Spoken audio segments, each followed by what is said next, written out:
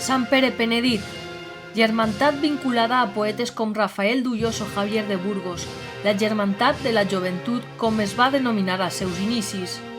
La imatge de Sant Pere Penedit, adquirida en 1930 gràcies a la labor altruista del crevientí Juan Bautista Mascandela, que es va posar en contacte amb l'escultor murcià Carlos Rodríguez Galiano per a encarregar-li una imatge que representara a l'apòstol en el moment del seu arrepentiment.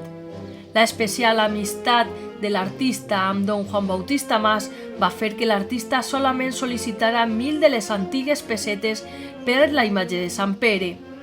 Sant Pere, en posició orant amb la mirada perduda cap al cel, implorant el perdó de Déu davant la seua covardia en negar a Crist, amb les mans fortament entrellaçades i el rostre profundament abatut sobre el gran penyal, representant el penediment després d'haver negat a Crist fins a 3 ocasions.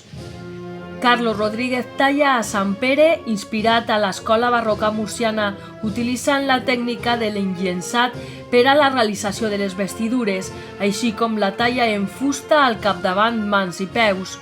La imatge de l'apòstol se situa sobre una gran roca realitzada amb escorça de surera.